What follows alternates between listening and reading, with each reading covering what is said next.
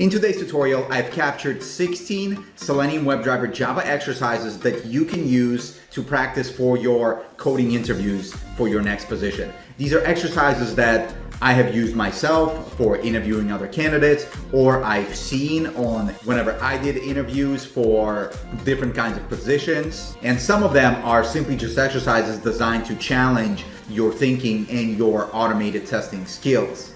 There's a solution available for every exercise, and you'll be doing everything hands-on coding. If that sounds awesome, let's go and dive in.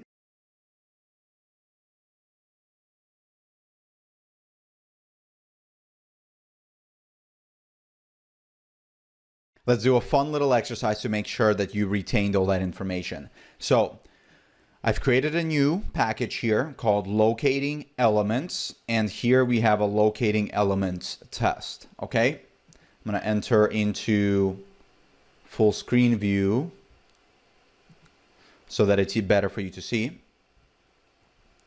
So now, here I have a test. This test is disorganized. If we run it, it will fail right now. Watch.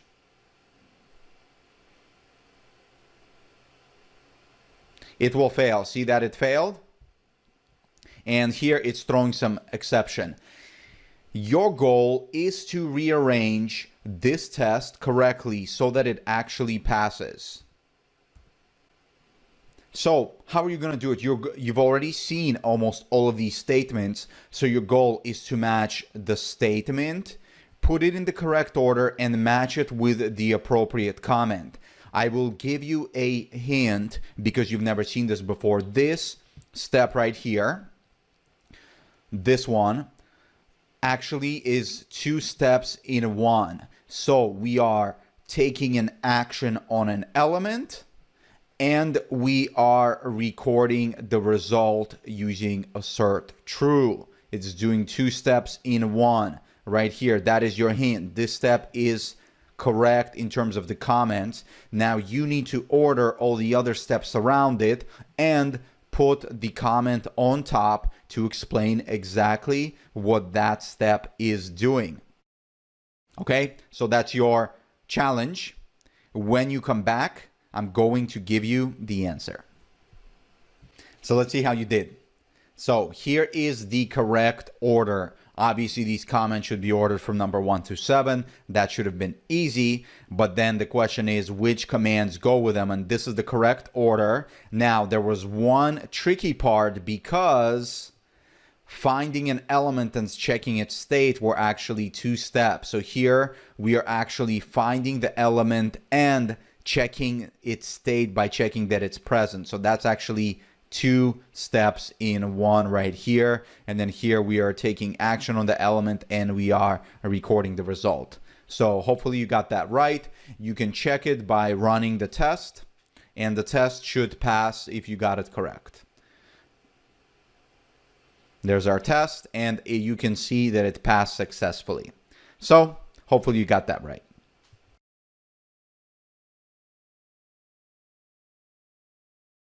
Okay, it's about time we do a little exercise, don't you think?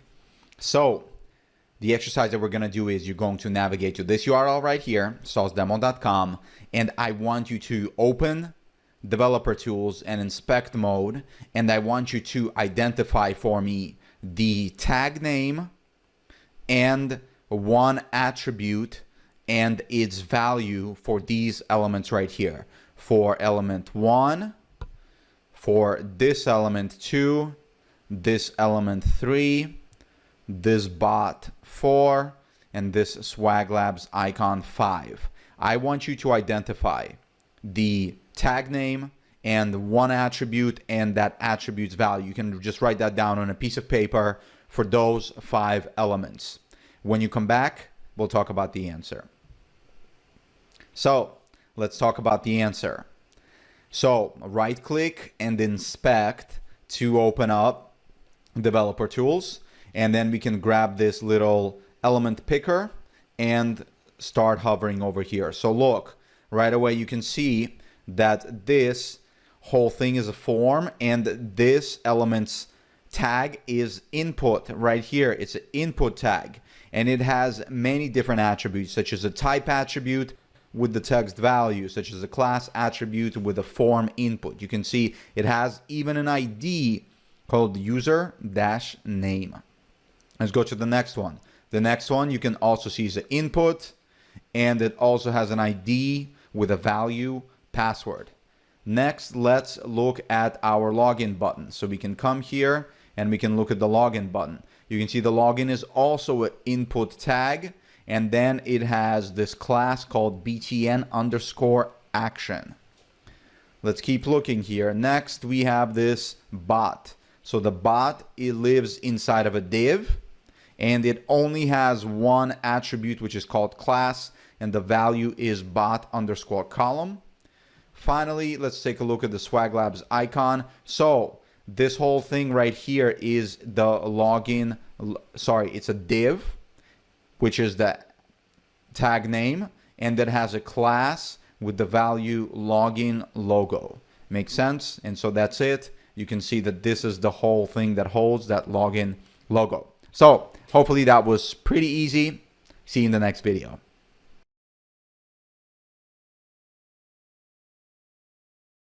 Okay, so let's take a look at our sample application. Here I have it pulled up. I have developer tools open, and we are going to select an element, and I want to analyze this element right here, our user name, okay? And so I'm gonna show you exactly how to write the code so that we can identify this element, okay? So very first thing I want you to note is this ID, okay? I'm gonna grab this ID and we're gonna use it. IDs are one of the best locator values to use for element identification because they are always unique. So let's go back to our code, and I'm gonna show you exactly what we're gonna do. So here you see I have a test called types of locators in the same class that we were using before. Everything is exactly as you have seen it before. Here I'm navigating to our URL. Here I set a variable called element, and now we're gonna use that element, okay? So we're gonna do element equals, and we're gonna do driver dot find element. See how I can use my IDE to help guide the process of typing everything out. And so now at this point, actually, I can just hit the tab key and see how it filled in the rest. I'm going to use the by class. See how my IDE is telling me to use the by class. So I'm going to use capital B by. That's a class. We're going to do by dot. And now look at all the locators that we have available here. You see all of these? And so I'm going to pick ID because that's what we want. I want to show you first. We're going to put quotes, and then I'm going to put the ID in a string as such. Let's try the next one. And actually, we don't even need to be setting the element. This call right here will actually store the element into a variable called element. And so if we wanted to perform some operation with it, we can now perform an operation with it. However, this call right here will just try to locate that element. And if it does locate it, it will store it in a variable. If it doesn't locate it, it will throw a no such element exception. Let's try the name field as well. Okay, so let's go take a look at our application. Our name field. This does not actually have a name field.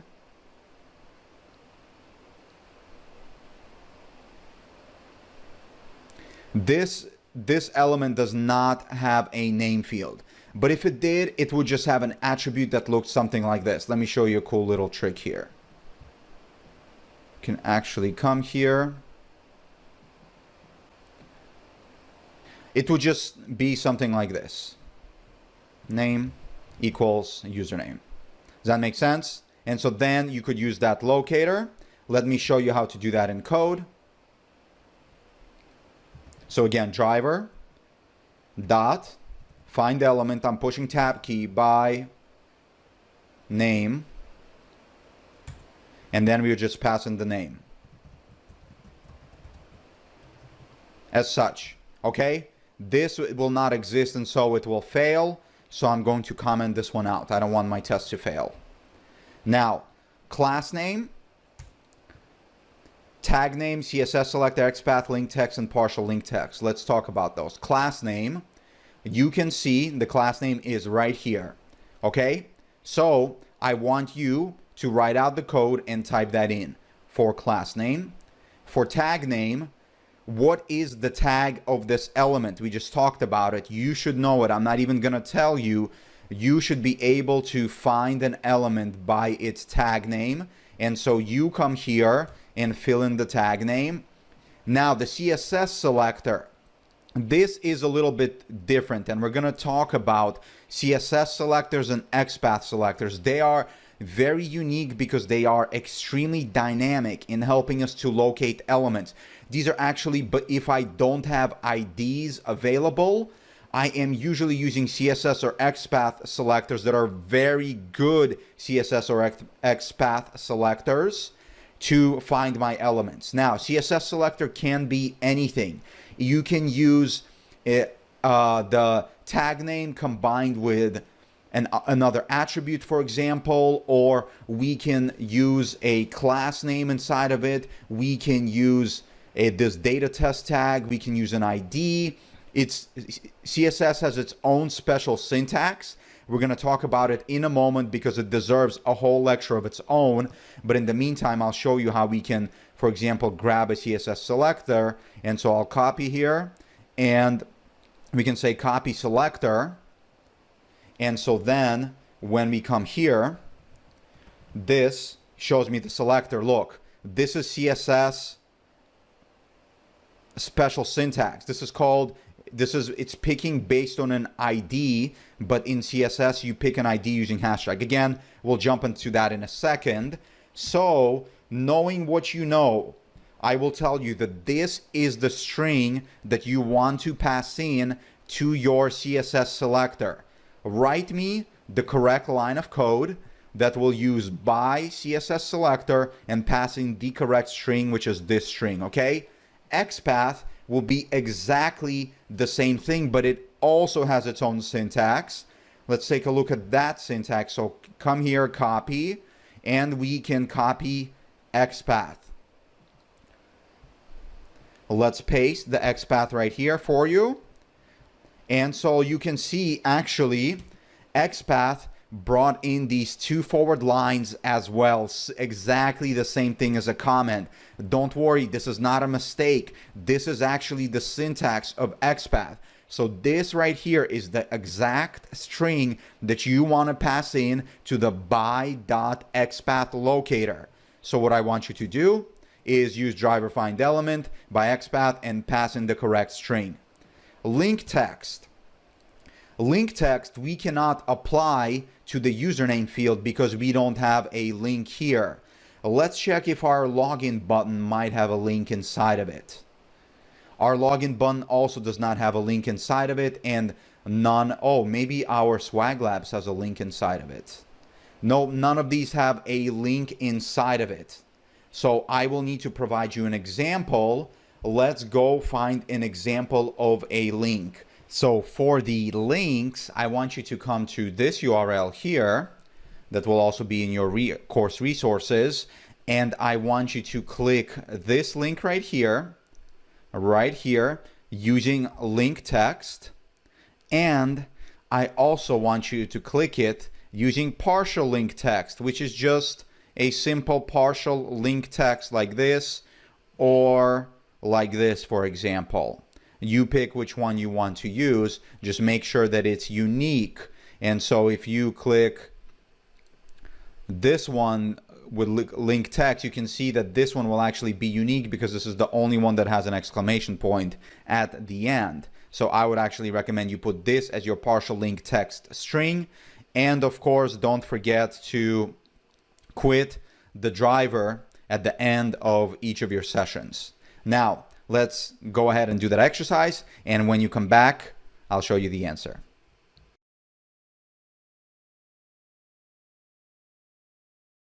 So hopefully that wasn't too hard for you. Let's go and check your solution. So the very first thing I want to do is actually run this test and make sure that it passes, because if it doesn't throw any exception, then we know that our test was successful.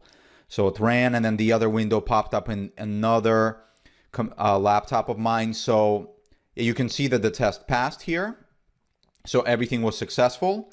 And here is the solution. So again, it should have been pretty straightforward, but we have our ID, class name, tag name, CSS selector, XPath, and then we quit the driver. And then of course, because we needed to navigate to a totally separate URL, we wanted to start up a new driver. We could have also actually gone to a different URL without doing all of this. However, I was silly and I can't do multiple things at the same time, so it's hard for me to talk and code as well. So I just made a coding mistake, but we could have just bypassed all of this nonsense and could have just gone to the URL directly. No big deal.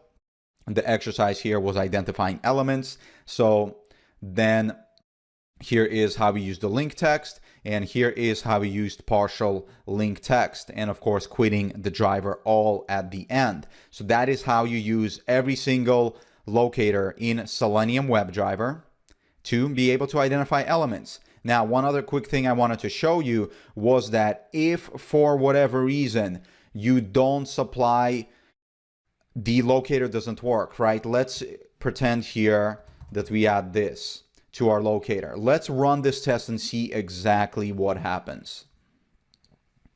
Obviously, this locator doesn't exist because I just made it up. And so when our test runs, it's going to try to look for the element. And number one, you see we got a test failed exception.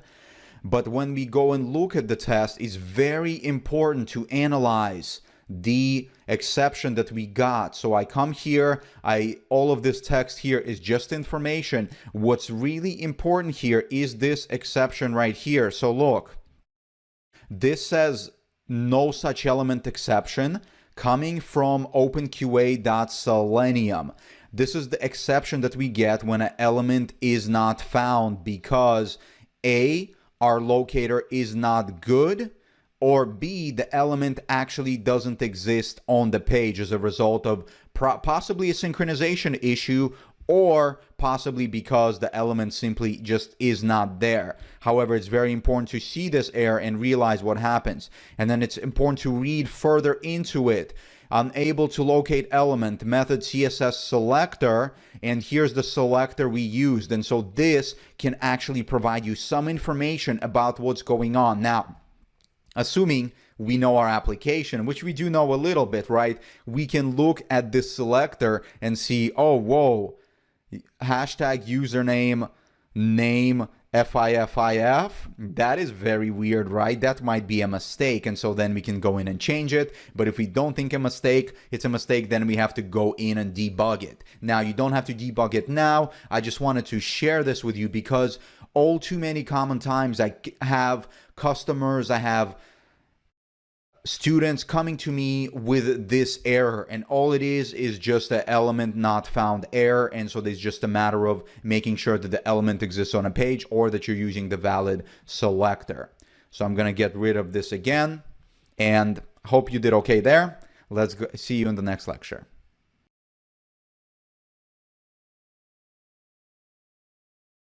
Okay, so hopefully you did okay. There was nothing too crazy about this exam. It might have taken a little bit of work to identify the elements, but that's this entire section is for you to practice this. So here is what the final solution looks like based on the requirements that I gave you. Here are all of the locators. The only thing that may have tripped you up were the compound class names as such. So right here, you might have used an XPath instead of CSS. I did CSS because I wanted to show you how you work with a compound class name using CSS selector. So that I have two of those here. You would have had to use an XPath. So that is the only thing that really would have tripped you up. Everything else was pretty easy. And then we'll run the test, which is the most fun. And we're going to see it go really quickly, blah, blah, blah, blah, blah. It goes so fast. And then you can see that it passed successfully. If it didn't complete the last stage, then we know that our locators weren't good. In fact, they would have failed anyways. So that is the final exam. That is how our test looks. And if you did it and successfully finished it, congratulations. That's really good, and I'm very proud of you. If not, maybe you want to go back and just review the information again to make sure that you fully attain it. But however, we're going to continue to practice locators over and over throughout this course because it's a huge part of test automation. It's one of the key components of test automation, so you're going to get to keep practicing it. So it's up to you what you want to do. Anyways, talk to you later.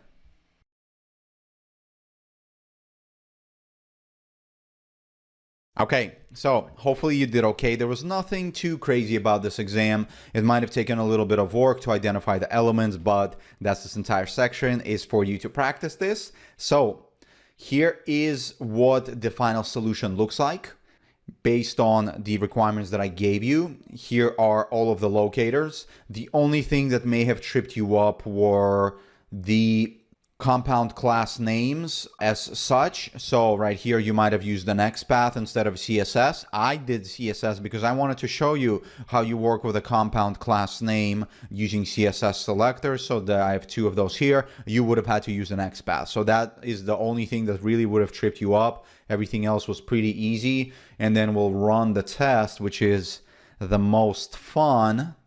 And we're going to see it go really quickly, blah, blah, blah, blah, blah. It goes so fast.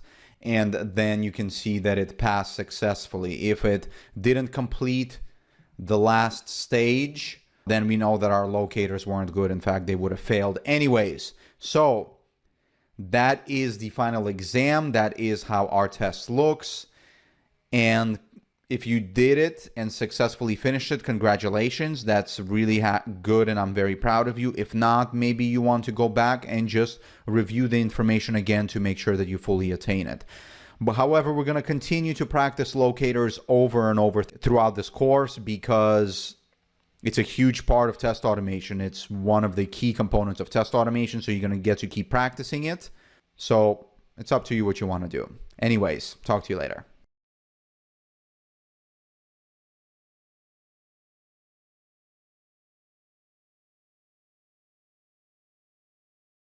All right, I hope that you are ready because I got an awesome quiz for you. I worked on this one for a while to try and exercise all of the new skills that you have learned so far.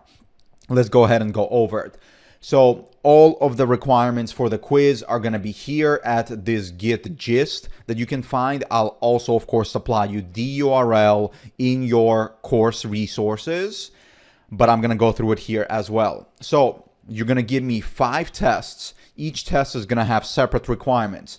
Test number 1, you're going to navigate to this URL. You're going to select option 1 from the drop down, and then you're going to assert that option 1 is selected and option 2 is not selected. Let me show you that manually. So you're navigating here, coming here, selecting option 1, and then doing 2 assertions. Option 1 selected, option 2 not selected. That's test number 1.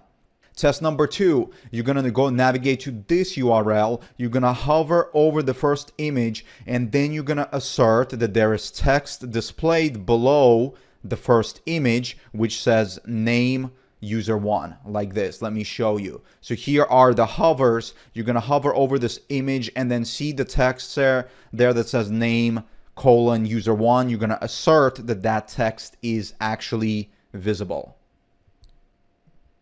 Next, you're going to go to this URL right here. You're going to right click in the box. You're going to close the alert. And I know you've never dealt with alerts before, so I'm giving you a hint here how you can accept the alert after it has popped up. So this is what you're going to do. See this box here? You're going to come here and you're going to right click. See this alert that comes up? That's how you're going to dismiss it. And by dismissing it, actually, that is how you know your test will pass. Because if you try to dismiss it and the alert is not there, your test is going to fail. Next, you're going to navigate to this URL right here. You're going to send the right arrow key into the input box, and then you're going to assert that this text is returned from the element. So let's take a look. You're coming here, you're putting your cursor in there, you're going to enter the right arrow key, which I did right now, and you're asserting that you got back this text right there. Finally, you're going to navigate to this URL right here. You're going to find an element with text, clickable icon. You're going to assert that its href attribute is equal to this URL right here. Then you're going to get a CSS value called background origin, and then you're going to assert that it equals padding box. Let me show you exactly what that looks like. So here is that URL. You're going to find this clickable icon, and actually, since I've never shown you anything about CSS before, let me explain about it a little bit more. So as you can see, I am now hovering over the clickable icon. On the right hand side, you can see all of the CSS values. If you come here and click computed, it will actually show you a bunch of CSS values that have been used to generate the style for this clickable icon link. So we are actually looking for this one here. So this is actually the key, and this is the value of that CSS. So we're passing in this key and we're expecting back this value. Let me just double check that I'm talking. Yep, exactly. And so that's exactly what we're going to be asserting. You should already know the method for getting a CSS value from an element, and so that should not be a problem. Okay, cool. So go ahead and enjoy. Give me 5 tests. Spend a good amount of time on this. This is going to take you a little bit of time. It's going to take some effort, but you should know how to do this from this point forward. And then when you come back, I'll show you the answer.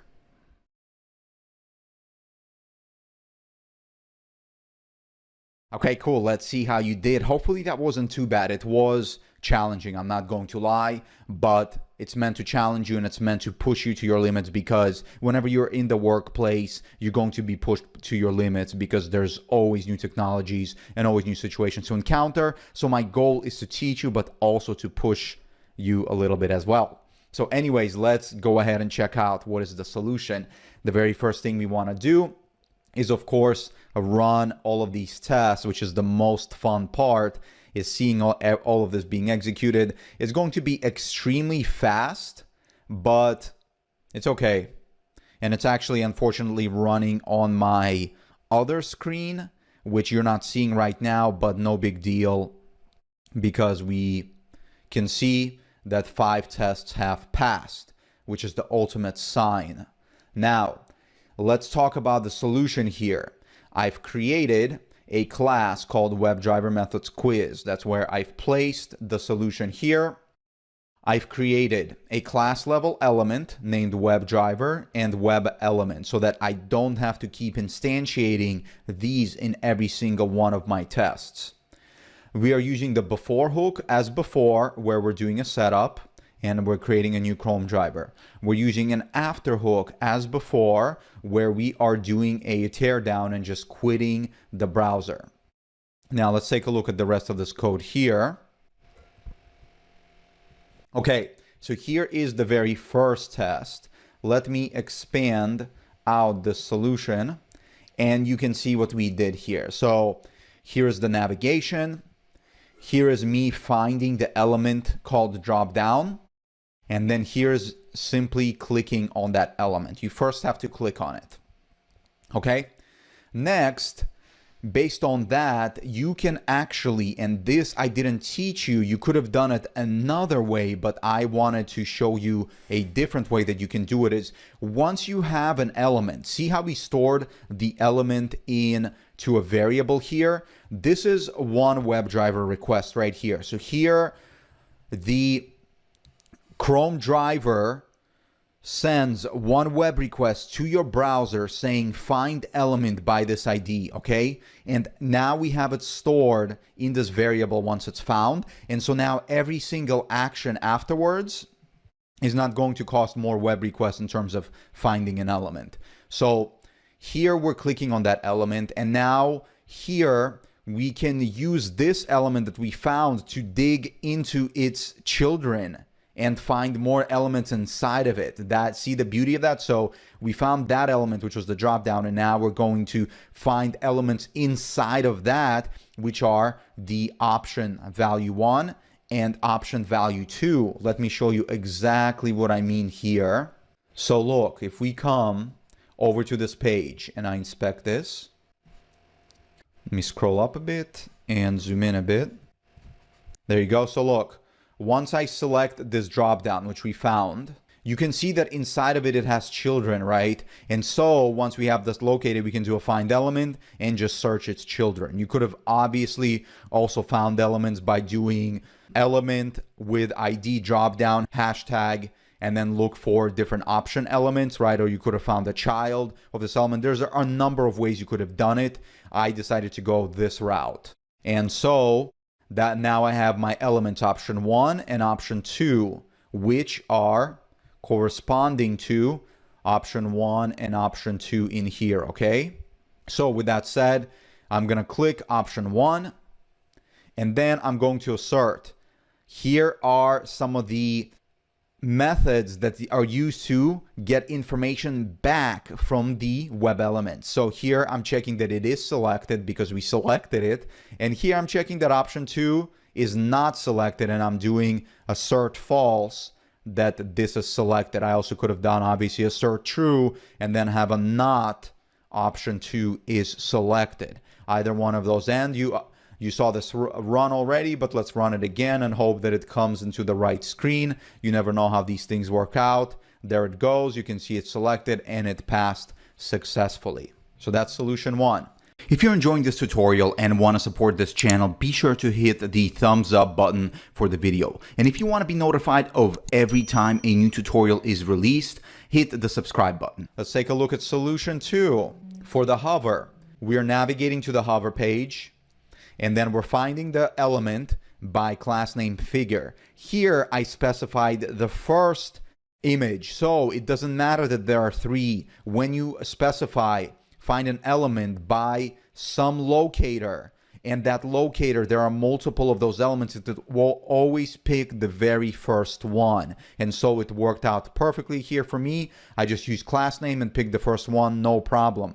And here is us using the actions class, and we are moving to the element. Here's the element that we found. And then don't forget that you always need to perform with the actions in order for it to actually happen. Now, you could have done a build, but a build, all that does is it builds this into an action object. And so then I could have stored this into an action object. And if I wanted to repeat this multiple times, let me actually show you here better like this.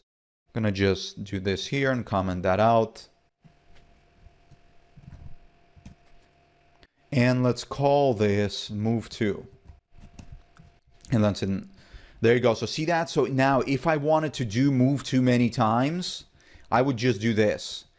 And then if I needed to do it in the future again, I would just do the same thing. Just like that, okay? So that is the purpose of build. Although I have rarely used build, it might come in handy, again, if you need to repeat an action multiple times. So instead, we can just always use perform. Of course, perform is not going to return us an action.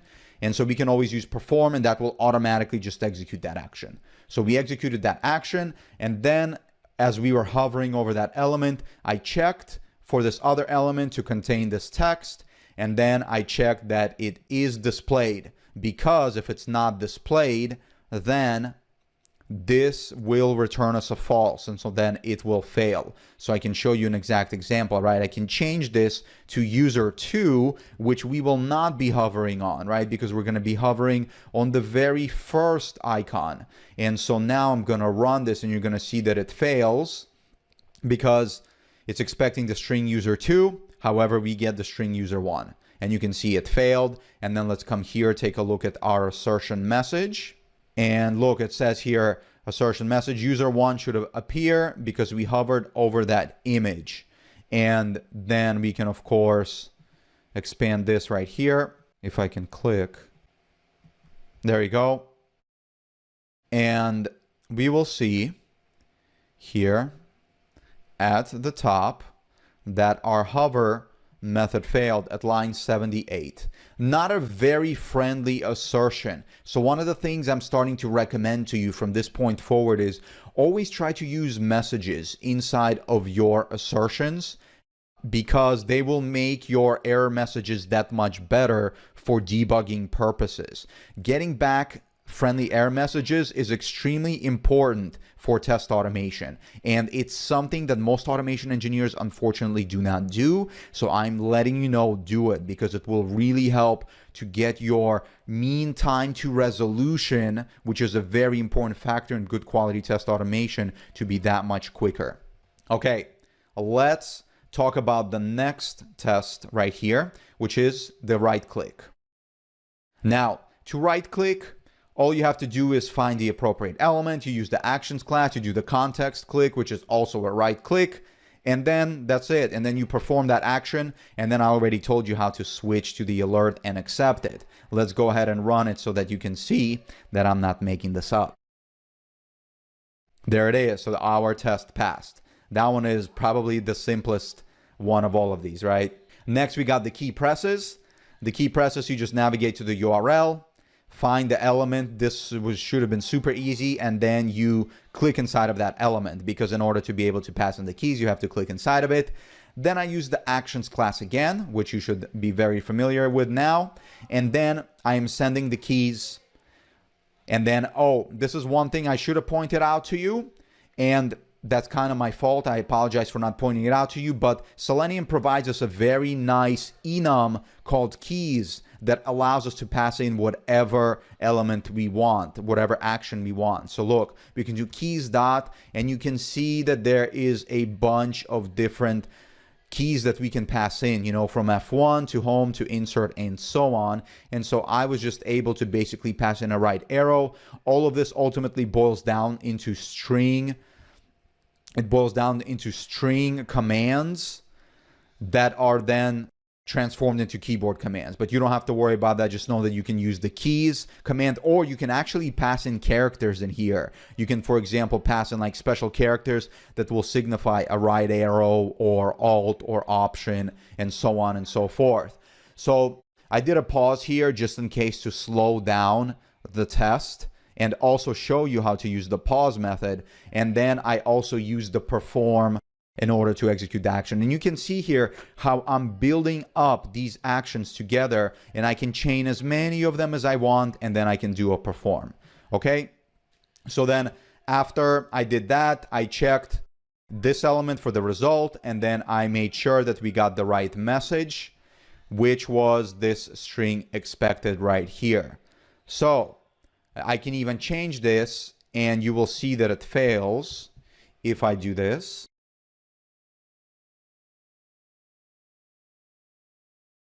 See that? Test failed. Let's read our error message to see if it's friendly. Look, this is one of the reasons why I love assert equals, is because it's so easy to understand what happened. Look, so clicked a right arrow key, okay? Expected this, but got back that. So of course, we modified it, so we really should be expecting this back. But look how much cleaner it is and easier to understand exactly what happened versus the previous error. So let's return this back, and then obviously you know it will pass based on the error message. Okay, now the final question, where we navigate to this URL, find the element by link text. That should have been super easy for you. Then we get the attribute. I told you about this ability to get information from elements, and we simply just get the href attribute. And so that will, of course, return the value of that link. So if we go back here and come here and we inspect this element, here's the href attribute. Yes, here it says that it returns only this partial, but actually this is because of the way the application is coded. It will return you the entire URL. It always will. So then once it does that, we assert that it equals to this value. We assert equals that this is equal to this link, which is very easy. And then we just get our CSS value, which I told you about this method as well, but we've never used it. And so this was your opportunity to use it. And all you have to do is just search for the string, and it will return you the value of that string. And I already showed you that result here, which is basically we are just asking for this string and asking for its key. You can select any number of properties here that you want, and I've seen automation engineers even checking RGB values.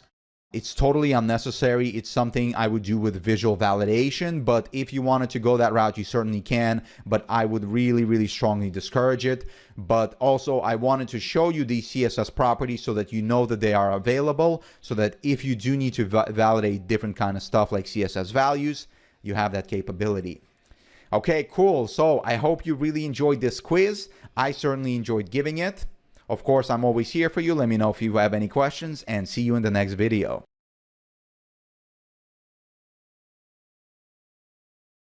Let's go ahead and put all of our knowledge to the test with a really fun exercise.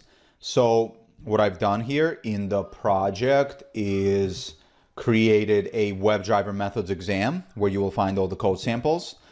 And what I want you to do is, in this WebDriver Methods exam, create a setup and a teardown, just like we have been doing before. And we're going to do several tests here. In the first test, I want you to navigate to this URL, which you can see here on the right-hand side. I want you to focus on this element right here. So you can see that when I put my cursor in here, it gets focused like this, and this orange outline comes. And then I want you to assert that that element is focused. And I gave you the selector right here using a CSS selector. We want to start practicing those more often. Okay. Next, I want you to navigate to this URL. Then you're going to set a cookie using this button. Okay. Then once you set the cookie, you're going to get a cookie name token. In fact, let me show you where to analyze the cookies. So you can come here and then come to application. And in our application, we will see cookies. You see, we have a cookie from example.cypress.io, and you see we have this cookie name token, right? So you're going to get that cookie name token, and you're going to assert that it has a value of ABC123 or 123 ABC. Next, you are going to come to this page right here. You're going to scroll to the bottom of the page using a JavaScript execute command. This command is really useful for scrolling through pages. It's actually also very useful for visual testing. And since you've never done these commands before, and it does take some Googling, what I did is I actually provided you the command you want to use. So you'll use this one with the JavaScript executor, and then after you'll want to do a thread.sleep for 1,000 seconds. And this method always forces you to throw a interrupted exception. So you will just need to do this exact line of code. And in fact, if you use your IDE, it will guide you into it and force you to do it. Finally, instead of scrolling to the bottom, now we're going to scroll to the top, doing pretty much the same thing as scrolling to the bottom, but it's reverse. So you can see here we're doing the negative of that. So you want to scroll down again, and then you want to thread sleep for 1,000 seconds, 1,000 milliseconds afterwards. And that's pretty much it. Give that a shot. When you come back, we will see how you do.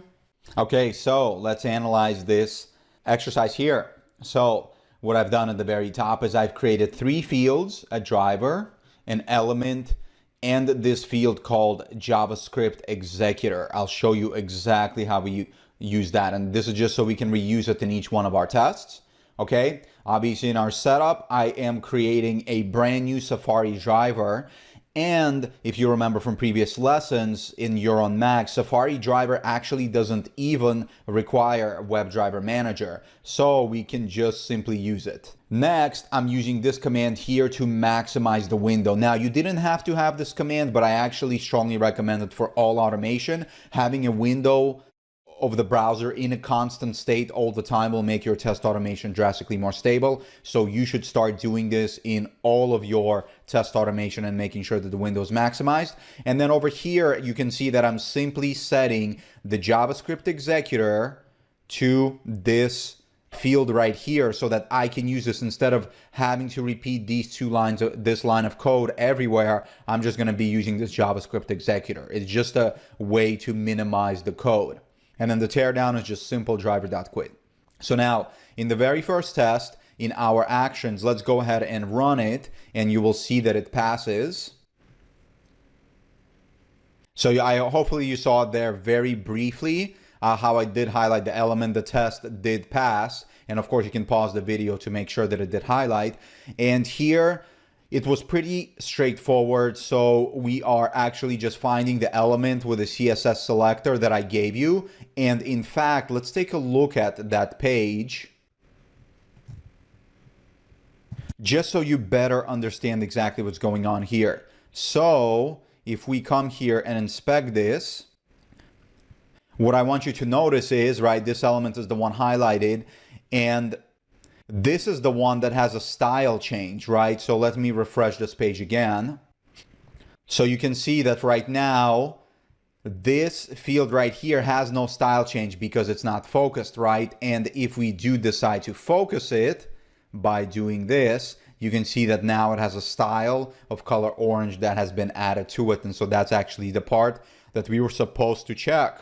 So we got that element, we moved to the element and did a click. We could have just as easily done a driver.findElement and then just do a click on it. That would have been the same thing because it would have focused it.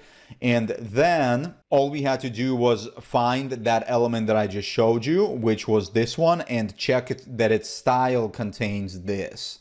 So you can see that we used XPath here like this, and then we got its attribute style, right? Because this is the attribute that we want to retrieve, and then that it contains that color. And so that was that. Next one is the cookies one. The cookies one, we just navigate to the command, to the URL, and then I got the cookies locator using this right here, another CSS locator. We can pull this page up and inspect it as well. So if you scroll down and take a look at this, see how it has this set a cookie portion of the class. And so that's exactly what we used. And actually, I'm realizing that we don't even need this part right here. We could have probably just done that. And then we just click it to set the cookie.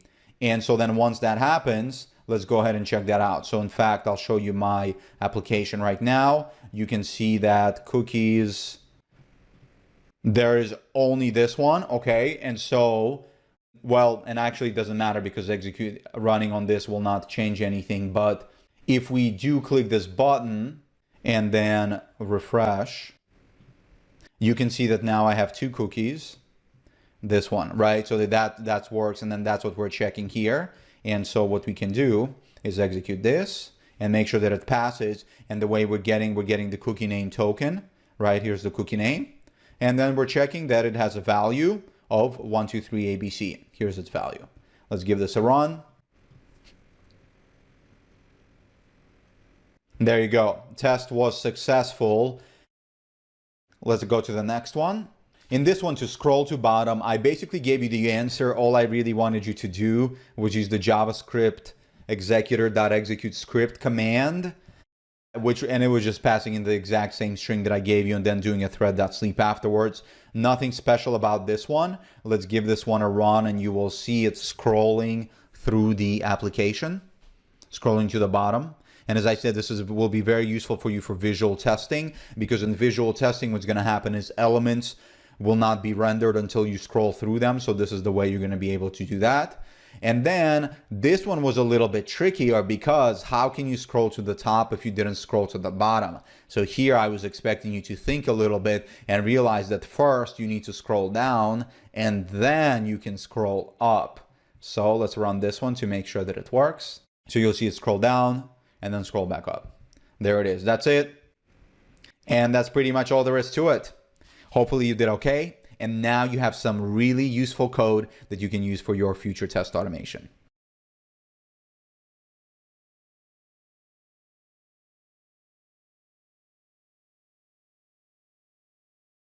So with all of that said, I'd like to play another game with you where we're going to play a game called Good or Bad Page Object. I want to see now, based on everything you've heard from me, and I'm sure you took fantastic notes, whether you think this is a good or a bad page object.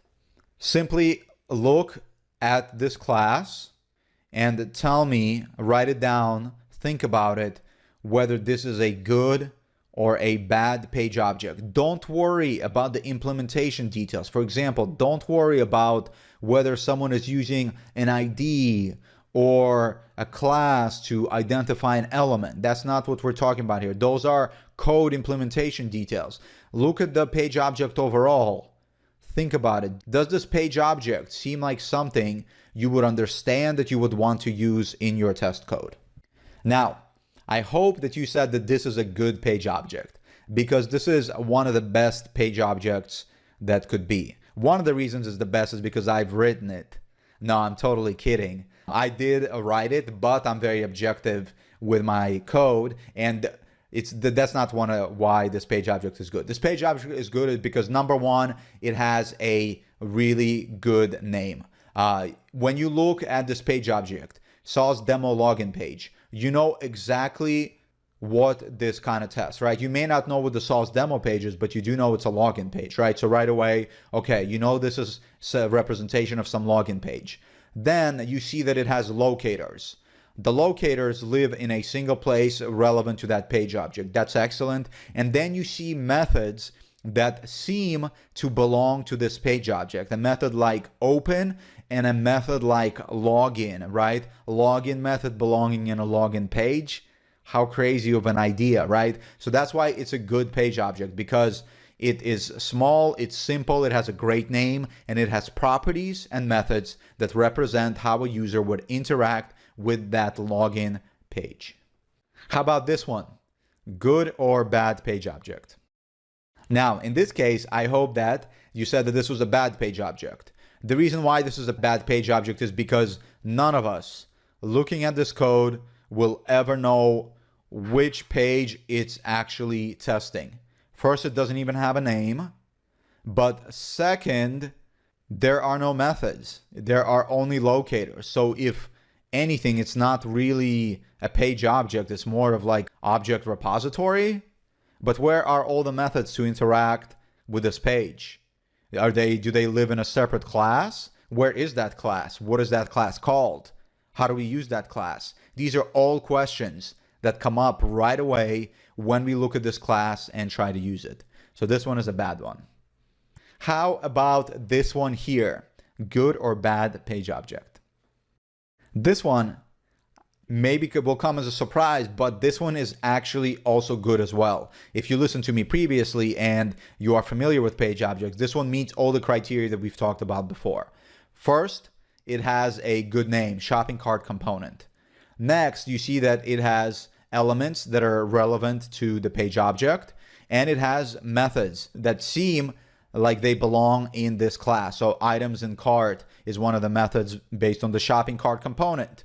So the reason why I put this up here is to convey the point that page object pattern, even though it's named that, it's a little bit of a poor name, because a page object doesn't necessarily have to represent an entire HTML page. In fact, a page object can represent a small component of a page. And so in that case, usually we name it something like shopping cart component, right? And so you can imagine in an e-commerce site, there's a shopping cart that always lives in our header. And we want to reuse the shopping cart in all of our page objects. And so in that case, we would create a new class called the shopping cart component.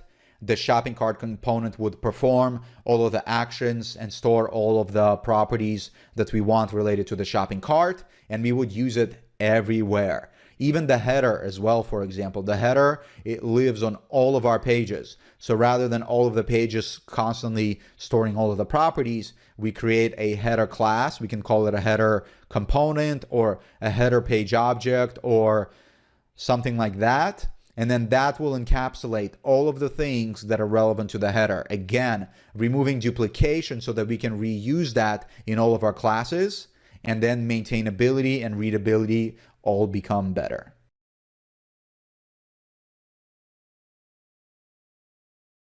So I hope that you were listening, because it is time to do some exercises about page objects and put your skills to the test. So here is your challenge.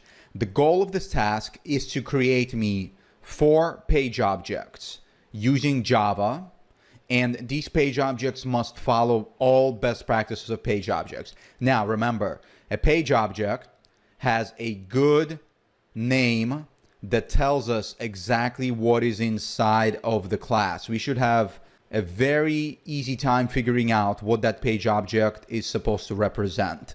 Page objects also have methods that a user would use to interact with the HTML page. Only an end user, not any other random methods. Okay, so those are good signs of page objects, and they are also small. Okay, so the very first page object I would like for you to create is for this sauce demo login page. Now, all you have to do is create a class that represents this page object, and I want the login method as a user would do it. So just the login method and the locators. You don't have to even get me the exact locators. I don't care about that, but I want it well organized and written correctly, making sure that all of the appropriate methods are public, all of the appropriate methods are private, or properties are private. That needs to be, so that our automated UI tests can behave correctly. Okay, so that's page object 1. You don't have to capture every object in here, only the page itself and the login method with its locators. But the locators, again, I don't care about those. Just make it up. I'm just gonna put nonsense in there because that's not the point. I don't wanna waste your time locating stuff. Okay, so once we are logged in, you're going to create a second page object of this products page. Okay, this products page, and you're going to add me a method that goes to the cart. Okay, so this method will go to the cart, and that's it, and this corresponding locator. But again, the locators in this case don't matter. Just make something up for the locator. Next, I want a page object for this cart page. So this is where all of our objects will appear once we add them to the cart. So I want the page object for this cart. And finally, when we go to the checkout page, I want the page object for this personal information page as well. And I want a method for filling out this form. Okay, just filling it out. You don't even need to click continue. And on this one, I forgot which method I want you to add. I want you to add the method for going to the checkout process. Okay, so it'll be clicking this checkout button and going to the checkout process. So that would be the method here. Again, locators don't matter in any of these. All I want is the structure. I want to see the correct public and private access modifiers on every single method and property. And I want to see correct method names that represent end user actions that they will take on our page. Okay, so go and give that a shot. And when you come back, we'll talk about the solution.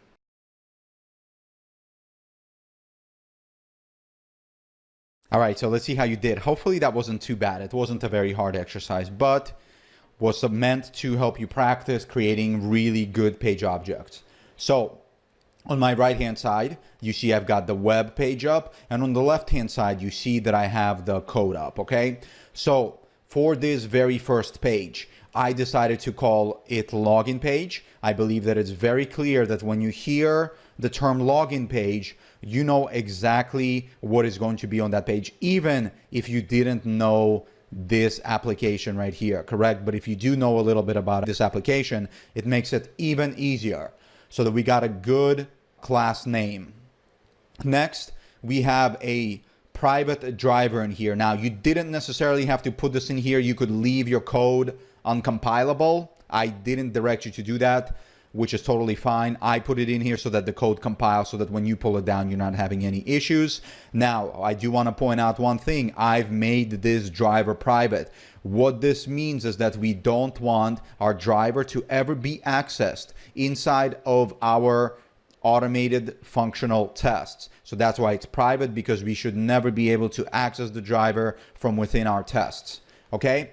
Now here I have a method to get the username field. It is also private because we don't want our element locators to be exposed to automated UI tests as well. So people should not be able to use this directly, because if they start using this directly and this needs to change, it's going to cause way too many problems whenever this is used all over the place. So instead, what we do is we create a public method that represents what a user does. So what can a user do with this HTML page? Well, they can log in. So we try to represent their behavior as end users. So they can log in, and so what can they do when they log in? Well, inside of that, we actually capture the UI action. So for example, we get the username field and we send the keys that are passed in. Then we get the password field and send the keys, and then we get the button, and then we click the submit button. So ultimately, keep this always in mind. When end users come to use our application, what do they come to do? They don't come to type in strings and type in passwords and click buttons. Even though they're doing that, that's not why they come to this page. They come to Swag Labs to buy products. So what do they need to do to buy a product? They need to log in, they need to add items to a cart, and they need to check out. Does that make sense? For another example, to give you an airline booking website, right? Users don't come to the website to click a drop down, to click a date field, to click a button. They come to search for a flight, add a ticket, and then check out with that ticket, right? Those are the steps we take. And so what it ultimately means is that if we represent our tests exactly like that, the only way our tests will ever need to change is when the requirements of our application change. And as long as we're in the same business line, our application requirements rarely ever change. From the inception of this application until its death, users will need to log in. And so our login test will always remain exactly the same. That's the beauty. We're minimizing the amount of work that has to be done. If you're enjoying this tutorial and want to support this channel, be sure to hit the thumbs up button for the video. And if you want to be notified of every time a new tutorial is released, hit the subscribe button. So now another thing that I quickly want to cover here. Why did I do this versus this and this, right? So the reason why I did this right here is because I just wanted to show you how we would normally capture fields whenever they are being duplicated. Let's say this get username field is being duplicated in multiple locations, right? Let's say it's being done and used in two places, right? Maybe in one place you're typing in a string, and maybe in another place you're also reusing this field to type in another string for whatever reason. That is how we would remove that duplication and put it inside of a method. Now, normally, if I'm coding this test without duplication, I would just leave stuff like this until it's getting duplicated. You will learn about this a bit later, but it's basically avoiding premature optimization. If this part is not being duplicated, just leave it as is. We don't need to create more code and more complications in order to hide what is not necessary to hide right now. So I just wanted to show you this example, but ultimately for now, in this case, everything doing it like this is absolutely fine. Okay, let's proceed to the next page. Secret sauce, please don't share this password with anybody. Cool, so this page, the products page. How did we represent that in our code? So the products page in the HTML, I called it the products page in our class. Again, has a private level driver. I showed you another example of a private level element being wrapped in a method. And then what do we do if we want to go here? Well, a user, what do? They can either go to shopping cart or open shopping cart. I decided to go with open shopping cart, and any actions required to make that happen would go in here. Let's say you have to synchronize on the shopping cart for some reason. You would put that action in here. And now if your application became more stable and you no longer have to synchronize, you can remove that from here, but your test remains the same. So opening shopping cart, that's all it would do, like this. So that takes us to the next page. This page here. Here's the shopping cart page, okay? So same thing, private level driver, this, and here a user can have things in their cart, and then what are they gonna do when they click this checkout button? Yes, they will need to click the checkout button underneath, but we have to think in terms of functionality and the end user behavior. What are they doing? They are starting the checkout process. They can start the checkout, or they can just go to checkout, proceed with checkout. Any one of those would encapsulate what the end user is ultimately doing. So I call it start checkout, which represents, in this case, just clicking a button. But if more stuff had to happen, I would put more stuff inside of this method. So now finally the checkout page. So check out your information. I called it the personal information page because why? We're supplying personal information here, doing all of the standard stuff as normal, and everything is private except the only UI interactions that our end users make with our application. And that is filling out personal information, which involves this. Now, again, the beauty behind this is maybe right now there are 3 fields. Maybe in the future there will be 2 fields. Maybe in the another future there will be 10 fields. It will never matter because this is the method that we will use in our test. And we can change logic in here all we want, and this will be reflected in our 100 tests if we decide to use this method in our 100 tests. Now, and here I just decided to wrap every single locator in a method just to show you how it would look like if for whatever reason we were duplicating this line of code everywhere, okay? That's what it would ultimately look like if we were duplicating that line of code. Okay, cool. So hopefully none of that was too big of a surprise, and let's go, and I'll see you in the next video.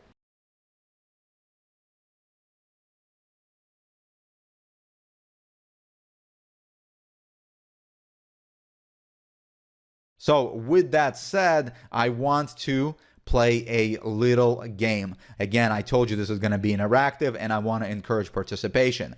So we're going to be testing this web application here. You can see the URL over there, automationintesting.online. This is just a sample booking website. It's open source. It has a backend and a front end, which is perfect for our testing needs because most applications these days are built exactly like this. And we're going to be writing automated tests for it in the meantime.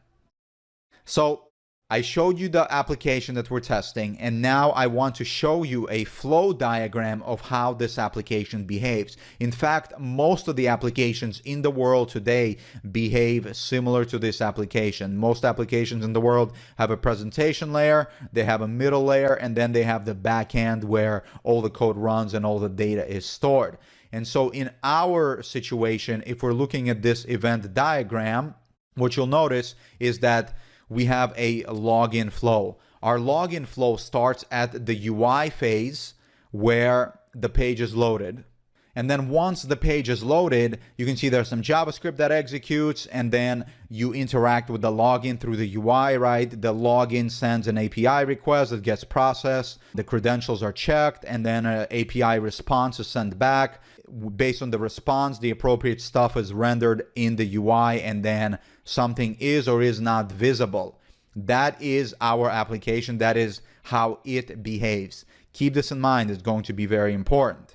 And now, with that said, I want to play this game where we're going to decide where each of these tests belongs in the pyramid. Now, they're our requirements, but ultimately what's going to happen is we're going to pretend to automate, right? Whether we're testing manually or through automation, ultimately this whole presentation is about automation. So we're going to be deciding where in the automation pyramid will we be performing these test cases.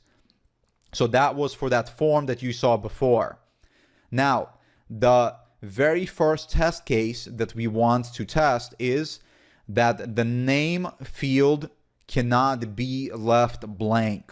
where in the automation pyramid would we automate such a test case? In the unit layer, the API layer, or the UI layer? Take a moment, think about it, write your answer down, and I'll revisit it in a second. So the name field cannot be left blank, should be done at the unit layer. The reason for that is because, again, we're talking about creating the most efficient test automation that we can, right? Writing automation at a place where it should be written. So a unit test, if it's the cheapest to write, the fastest to execute, and the most stable, that is where we want to perform the test, unless for some reason it's impossible. And why won't this happen in the UI? Why is this something that we don't want to perform in the UI? Well, let's go take a look at the actual application. This application, the reason why I picked it is because it's a very standard application. It's one that has a UI where we do stuff, right? Where we fill out the form, or whether we log in, it doesn't matter what we're actually performing, but it has a front end that displays all the information, and then the back end processes all the logic and comes back with a response. So, for example, if we don't supply a name here, but we supply everything else, right? Let's supply this fake email. Let's supply this fake phone. Let's put a subject line, and then let's put some message in here. What I would like for you to see is when I click this submit button, a request is sent to the backend. So watch. See how this appeared? A request was sent to the backend, and I got a 400 error message. So if we're testing that the name cannot be blank, this error message tells us everything here. So look, we got a 400 response, and you see here is the payload that we sent with all of the test data. And the reason we got a 400 response is because the name was blank. And so our real test case is send a web request with the data, and then if the data is valid, return a proper error code. If not, return a different error code. And so that can be done at the unit layer, because at the unit layer you can just have an object that has all of this information in here, and then when that information is sent, it should return some status code, like a 400 status code that tells us that the name is required. That is why you can test that at the unit layer. You don't need to test it at the UI layer, because all the UI layer does is take this information and put it into the payload body. It doesn't actually have any validation here. All the validation occurs because of that web request that is sent. And again, the web request is happening at the API layer, and we can even take it down to the unit layer where all the logic is actually happening. And so that's why we don't need to do that test any higher than the API layer. Now, a lot of us as automation engineers, we don't operate at the unit layer. Now, it's strongly recommended that you work with your developers to implement this test, and then you don't have duplicate coverage in other layers. But if you don't have unit tests, you can move this test to the API layer, as I already showed you, because ultimately the API is what sends the JSON body with a web request, and then the web request will come back with a 400 and an appropriate error message if you want to implement that, to let us know that the name field cannot be left blank. So unit layer or API layer, certainly not the UI layer, unless there's actual JavaScript validation occurring at the UI layer, which would be a huge security problem. This test should never be done at the UI layer. Now, next test case. Where are we going to automate it? The subject field must be between 5 and 100 characters. So again, read that. Think about your answer. Where in the automation pyramid will we perform such a test case? And then when you come back, I'll tell you where it belongs. So this test case, hopefully now a little bit easier once you understand the application, should come as no surprise. It belongs at the unit layer.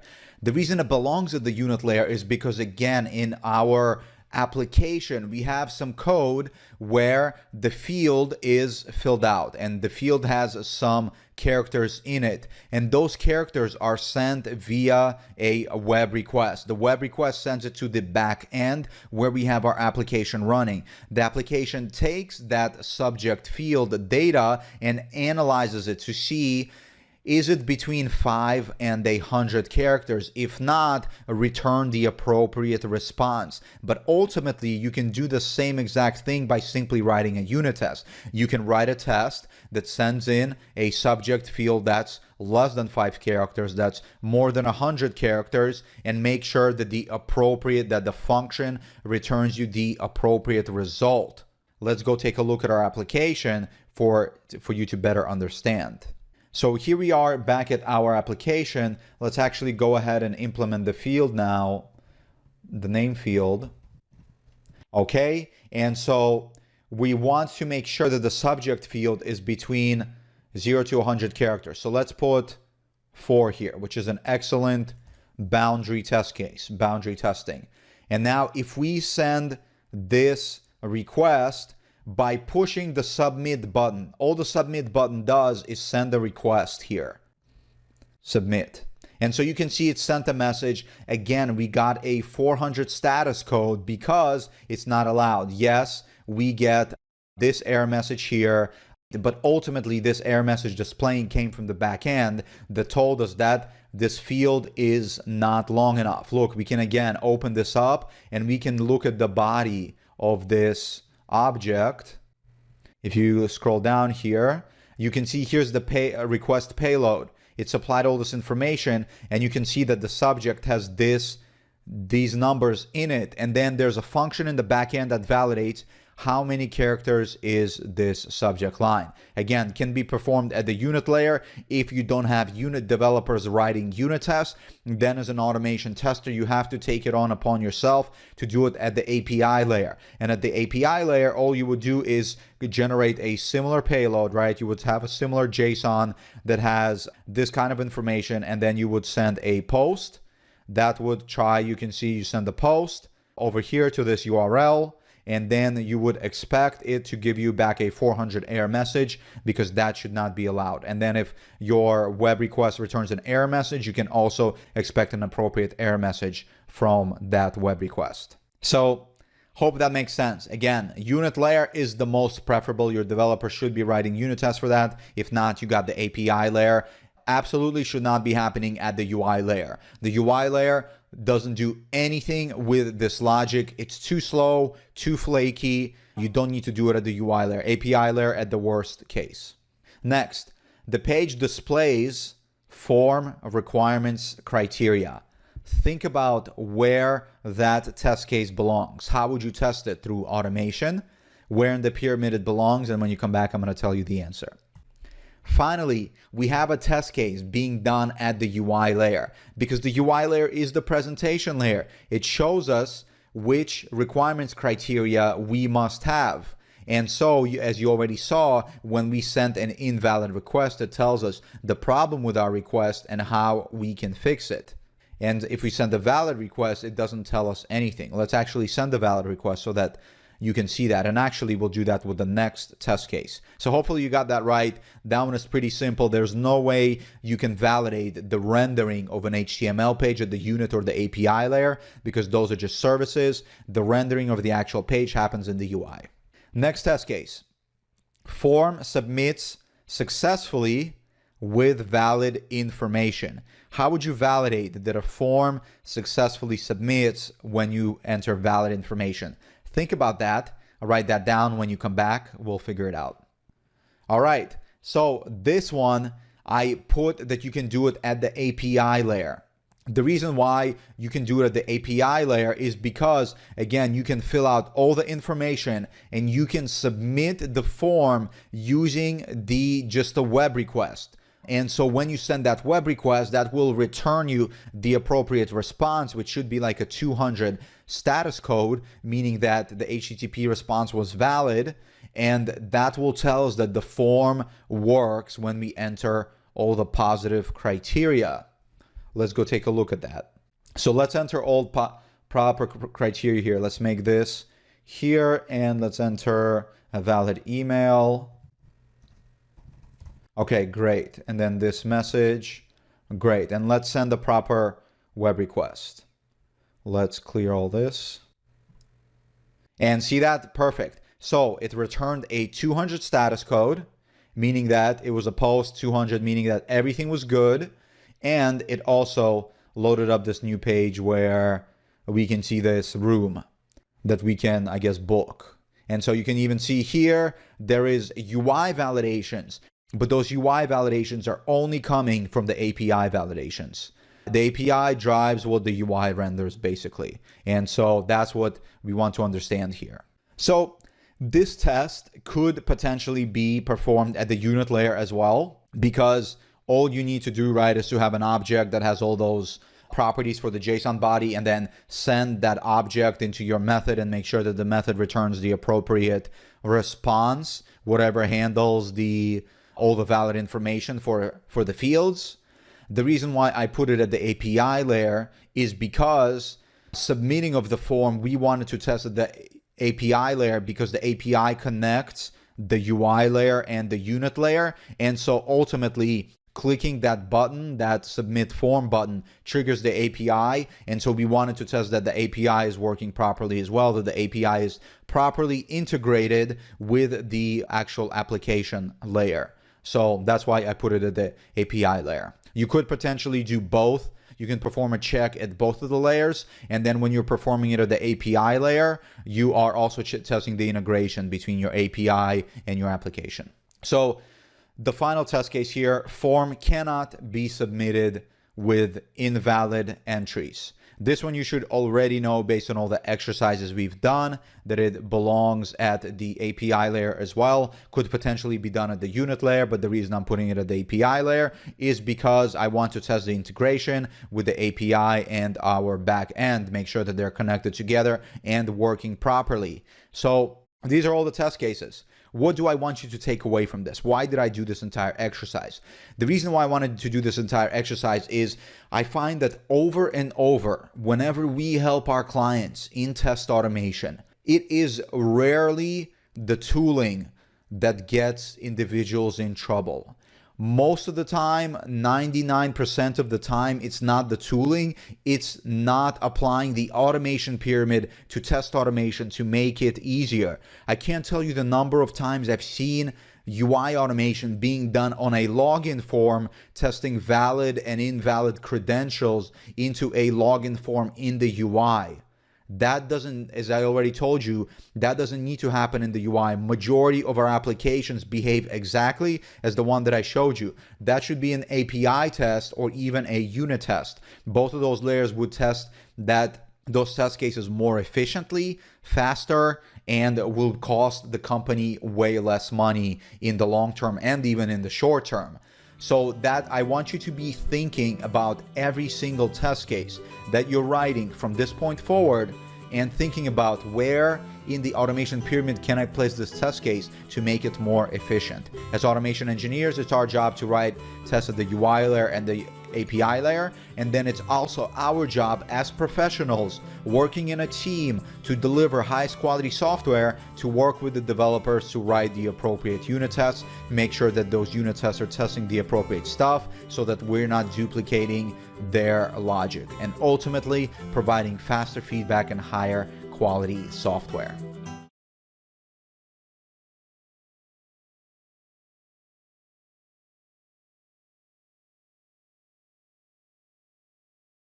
All right, so let's go ahead and put your knowledge to the test and see if you've retained anything that I've taught you. Fingers crossed that you have. Now, this will be a little bit challenging, not a big deal. Give it a try.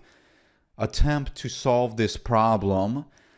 Do your best, because in work environments, we will always encounter these challenges. And then, of course, if you can't solve it, you will have the answer here. You'll learn from the answer, and then you can proceed. So here is your challenge, okay? I want you to write 2 tests. So after we are logged in, this is the page that you will come to, this inventory page. So I want to make sure that test number 1, when you click the Add to Cart button, does it add an item to a cart, okay? And then test number 2 is when we actually navigate to the cart page, you can see totally different page here. Does it have an item in the actual page? I don't care. You don't have to check that it's the exact same item that we added. The question is, does it have an item, period? Okay, so those are your 2 tests. What you're gonna do here is actually create a brand new class. So I'm just gonna do and copy this over. And let's call this products page. Let's call it products feature. All right, so now we are actually naming our tests better. We're going to call it products feature. And so now from this point, you should pick up and start writing the tests. Okay, I'll leave you to it. When you come back, I will have the answer for you.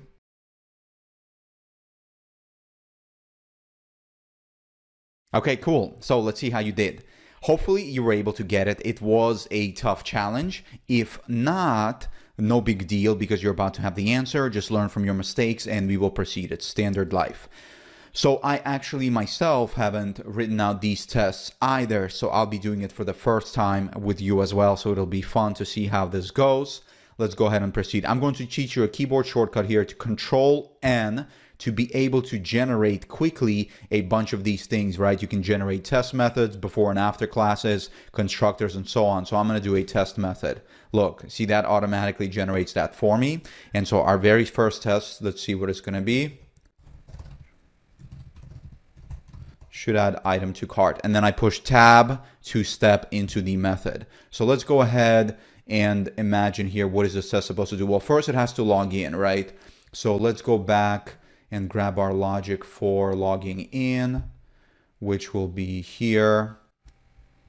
We'll grab actually all of this, okay? And let's put that in here. Okay, so right away we're noticing the duplication that I just copied, right? Keep that in mind. So now that we are logged in, what are we going to do? Well, we're going to need a product page. We're going to add an item to a cart, and then we're going to check that the item has been added to a cart, okay? So let's do that. Oh, cool. And we already actually have a product page, which I remembered. So what we can do here is do this. And then we can just grab it out of here.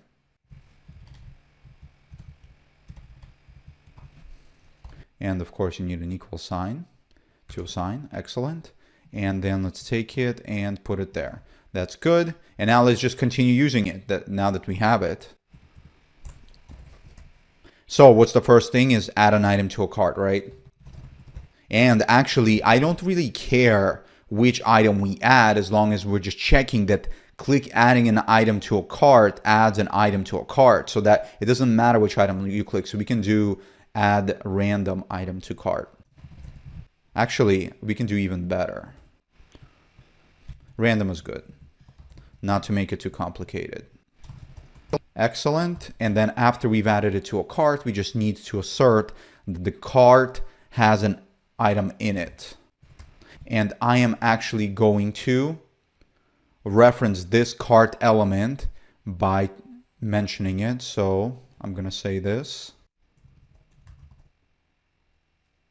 I'm actually going to do like this. That our shopping cart has an item.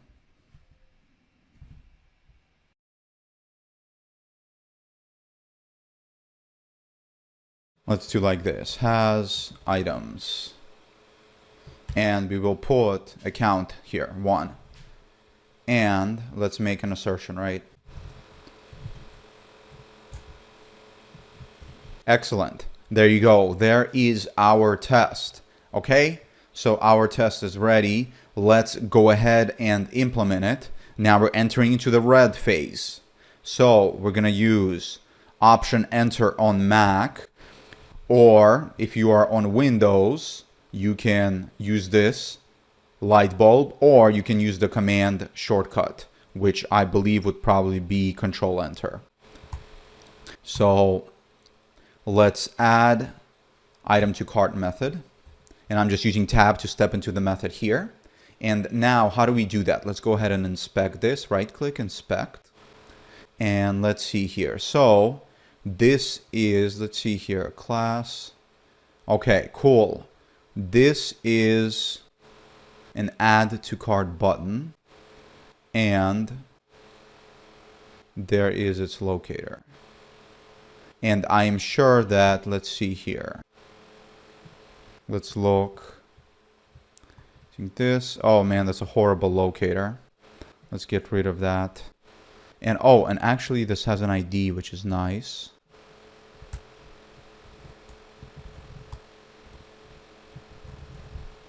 No, that's not gonna work. Let's do like this.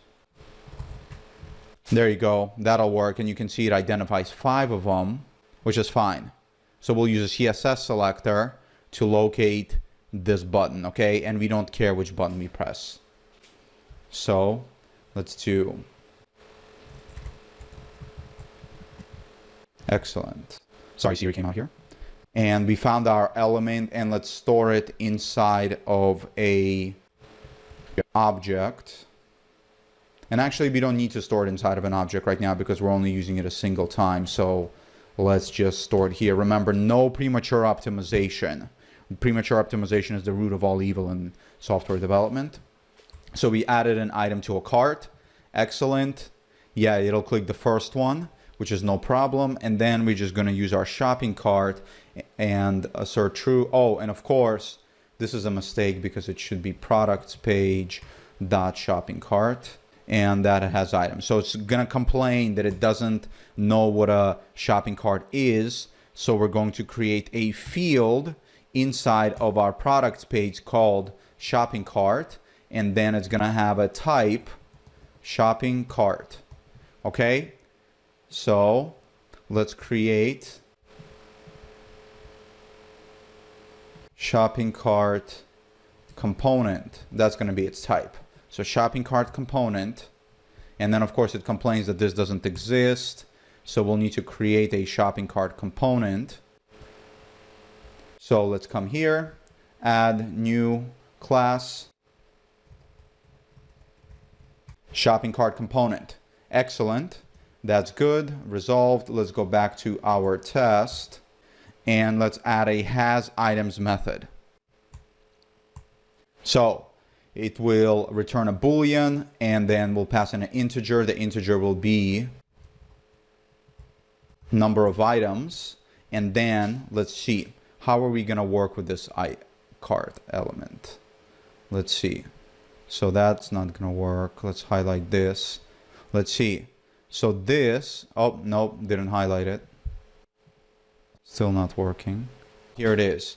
So let's see here, what can we use from here to get us? There you go, this element right here. So if we do with XPath, actually we can just do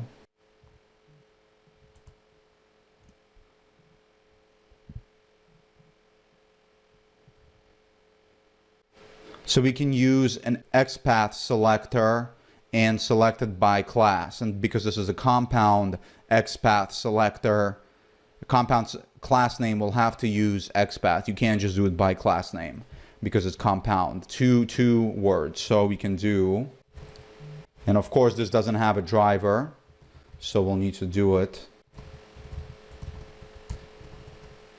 XPath. There you go. And then we'll need this.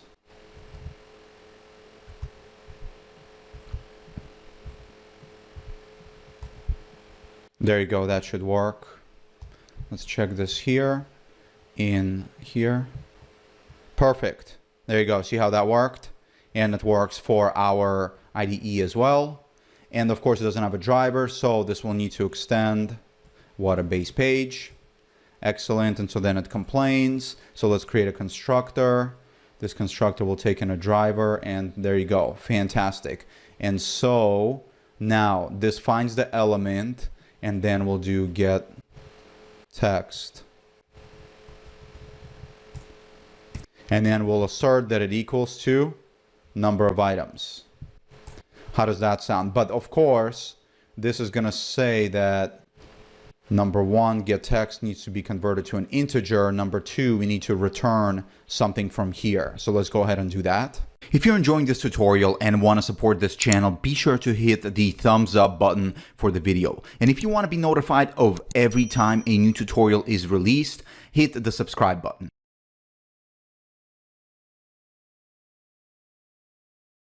All right, so I cleaned it up here, save you a little bit of watching me type. Here's what I came up with. I actually ended up moving it into its own variable, and I called it number of items in a cart, simply because this statement below was just getting too long. And so we get the text from here and store that as a number of items in a cart, and then we parse that into an integer. The string, because this is a string, we parse it into an integer, and then we do a comparison to make sure that the items that we were expecting are present in the cart. All right, so let's look at this test. That's the green phase, and I believe this green phase is done. And let's give it a run and let's see what happens. Finger crossed. I am hoping that this will work. I am very excited, and I can imagine how you are excited when you're writing this code as well. There goes our browser. Nice, signing in. And test failed. So let's go in and see what happened here. So whenever our tests fail, it's a very good opportunity to be taking the error messages that we see and making sure that they actually tell us what's going on here. So what we can see here is right away I see a null pointer exception. Right, a null pointer exception happening at should add item to cart here in this line of code. Oh, and of course, who knows why we have a null pointer exception here? Null pointer exceptions are actually really hard to debug because it means some object is null when we try to use it. And so from the code that we wrote, can you guess why we have a null pointer exception? Well, it's because, let's go in here, this shopping cart element, we actually never instantiated it. So we can just go ahead and instantiate it here and pass in the driver. Just like that. There you go. So that was the problem. So we just simply never instantiated. See that? So now it's good, and that's why we got the null reference exception. So again, null reference exceptions are hard to debug. So, but this error message was good enough for us to figure out exactly what was going on. You see it pointed us to the exact line that we needed to go to, and then based on there, we could just figure out which object could potentially be null. So now let's give it a shot again. Test passed, success. I wish, of course, it went slower, but if all of our logic is good, then the test had passed. So let's go in our product feature. And so now that was the green phase. Let's go back now and do the refactoring phase. At this point, the refactoring phase is always critical, but now it's becoming more so, and it's also becoming more work. So take a look at me here, with me here at this test, and let's think about all of the duplication that we have created. So we're trying to remove duplication, making sure that our test is dry without decreasing readability.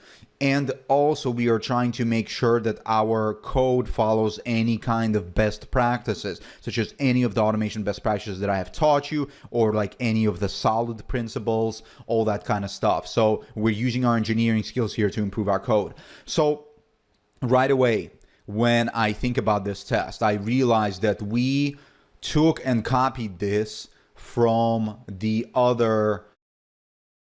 this feature file here, which I don't like its name, but it has to be what it has to be. And actually, and I realized that I should rename this too.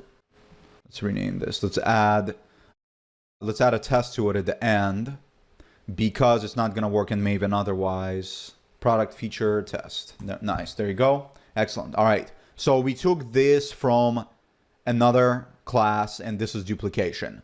What else is duplication here? Well, all of this is duplication here, right? This was an exact copy from, oh, and even this too, all of this is an exact copy from the other class that we have. And so how do we tackle those challenges? We need to figure out a way to tackle those challenges. So that's why I gave you this exercise, which was hard because I actually never showed you the solution to how to tackle this challenge, but I'm hoping that you can use everything that you've learned so far to tackle that challenge on your own. And if you didn't, no big deal, it was a tough one. What I'm gonna do here is actually solve this challenge, and then I'll come back and I'll show you how I solved it, just so you're not sitting and watching me code and falling asleep.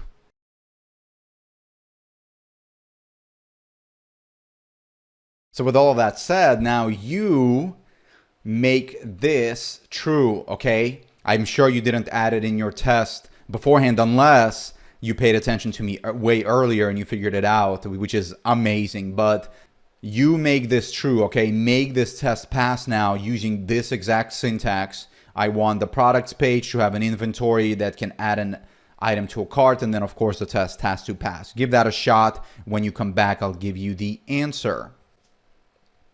So now, how do you add the inventory component?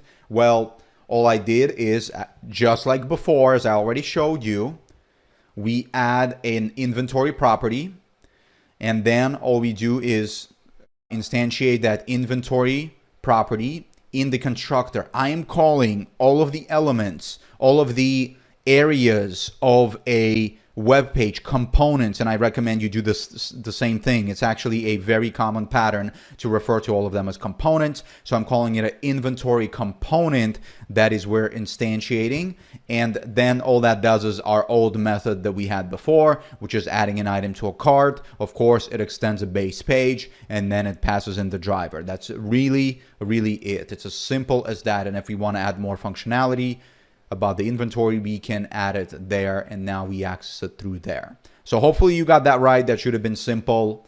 Let's proceed to the next steps of ATDA.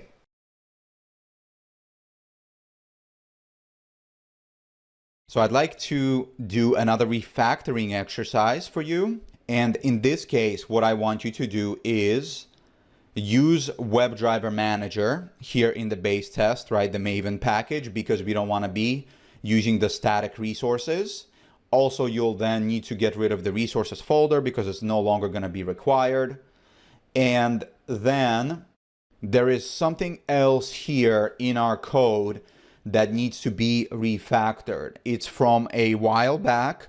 I taught you about it, and I wonder if you will notice it. Give it a shot, you know, spend 5-10 minutes trying to figure it out. I hope you can find it. If not, no big deal. Go ahead, pause the video. When you come back, we will do this together. So welcome back. So the very first thing that needs to happen is in our organization of the framework section, what we need to do is separate our test classes and non-test classes. And so you can see this whole pages package is not test related assets. So we are actually going to move it here to the main folder, okay? But first in the main folder, we need to create a Java folder. So we're gonna come in here and say new directory. We're gonna say, oh, it already has a subdirectory. There you go, Java. And then we're gonna take our pages and we're gonna drop them into here. And then see IntelliJ comes up and says, do you wanna move it? Yes, we will move. And then we're gonna select this second option and move everything to another directory. And so give that, and there it is. And so now it moved here. So what you will see here is now our pages start complaining about Selenium Webdriver. Let me show you why that is. And if we go in our POM XML and we look down here at the scope, we see that the scope is a test scope. So that means that this will only apply at the test level. So we don't want that. We will remove the scope, and let's see if anything else needs the scope removed here. No, it doesn't. And so then we will do, in that case, all you have to do is come to File, Invalidate Caches, and Restart.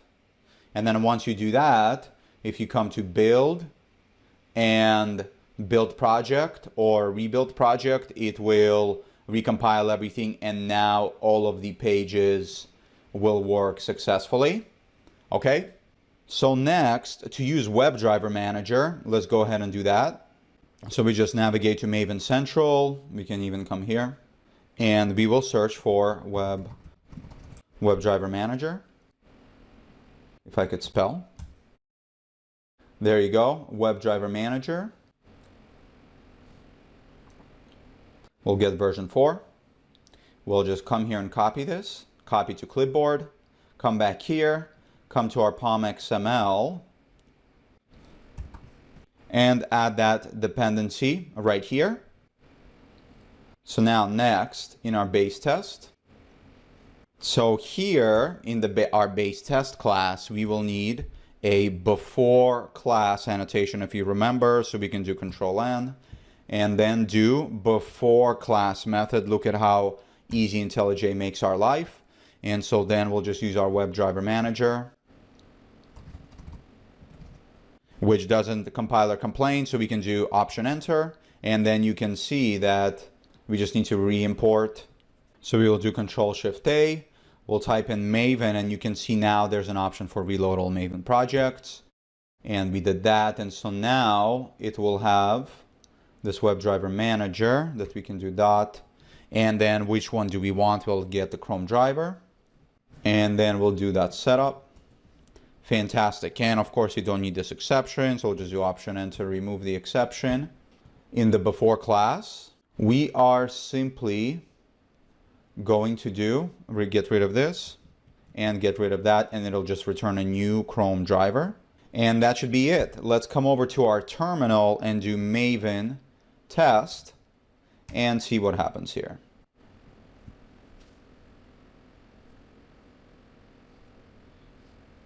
Okay, cool. Congratulations. So look, we just ran 4 tests with no failures.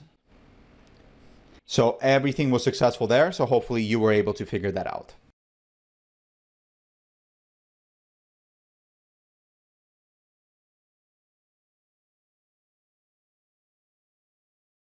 Okay, so now it's time for an exercise.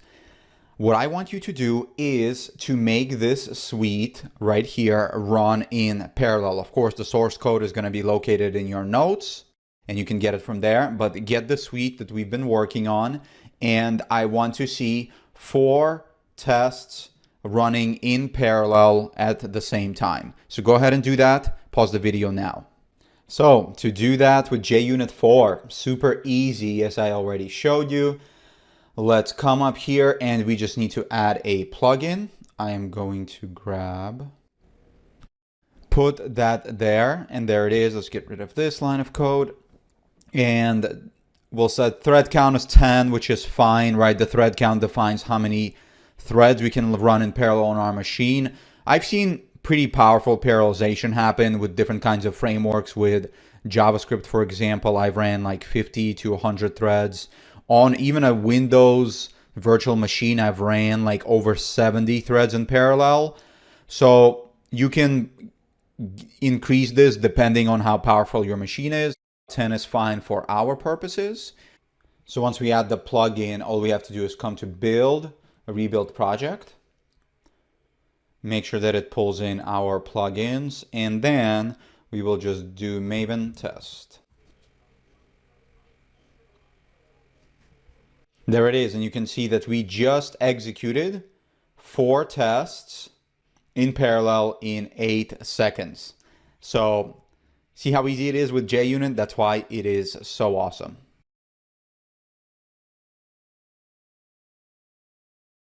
Okay, so before we go, I've got a fun but challenging exercise for you.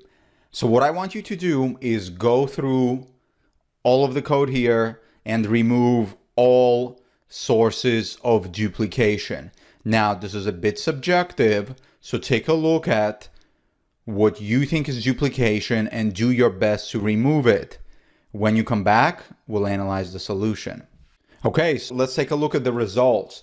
So the best way to handle that is simply to just go through all of the code and see exactly what's going on, get a high-level overview. So let's start up here at the base page. Well, the base page doesn't have any duplication, which is fine. Let's look at the inventory component. The inventory component looks great. The login page. Okay, so notice here, constructors are good. You know what I remember as we're coding together is this open method. We keep finding it along the way. So this potentially could be extracted out. Let's see if other pages have it. And maybe this is loaded method. I don't 100% remember if we have this in other page objects, but we'll see if we can remove it. Let's take a look at the products page. You can see products page also has an isLoaded method and an open method. Shopping cart component does not. Oh, it does have an open method as well, which is not being used at all. And that's why it's grayed out. And the shopping cart page also has an open method. So we probably need to extract out that duplication. So to refactor this open method, I can think of one very easy solution. And anytime we need to remove any duplication that exists in multiple page objects, we can move that into the base page class. So what we can do here is actually go to the base page class and let's code up an open method. So we'll do public void open. And what we're going to do is pass in a part of the URL that is only relevant to the page. So we'll do like this. We'll do a URL part. And then in here, we will simply do this like that. And we will remove this. And on here, we will append the URL part just like that. And so watch, what we're going to do here now is we're simply going to call the open method. And we're going to pass in cart.html and get rid of this. How much cleaner is that, right? So let's do that for all of our page objects that need the open. This one is a different open method, so it will remain. This one here, we'll just take an inventory.html and then we'll get rid of this. And then the login page. The login page now doesn't even need the open method because it's coming from the base page class. And so the base page class has an open method that's available, and any child page objects can inherit and use it, so we can actually get rid of it. And now this class is even cleaner. The inventory component does not, and the base page is good. And so let's just double check. We've removed from here. No open method here. This method we will actually get rid of it because it's not being used anywhere. So we don't need it anymore. Always good to remove dead code. And this code is also good as well. Let's give this all a run and make sure we didn't break anything. And it looks like we did break something. Let's take a look here. Compilation failure. And then if we look here in product feature test, open method in pages.basepage cannot be applied given types because it was requesting a string but found no arguments. And so we can actually come here and look at product feature test. And you can see, yes, the login page does need an open method. And yeah, the reason it needs an open method is because we don't have one that doesn't take any parameters. So we're just going to create this method in the login page, open, and all it's going to do is do open. And we actually don't need to pass anything, just like that. Okay, let's give this another shot.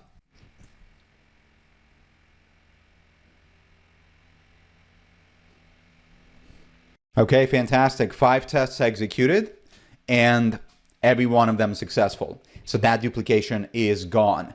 Let's see if we can remove this isLoaded duplication as well, because I know we saw that in a few places, right? Let's see here. We have it. We don't have it here. Don't have it here. We do have it in the products page. And we also have it in the login page. And not here.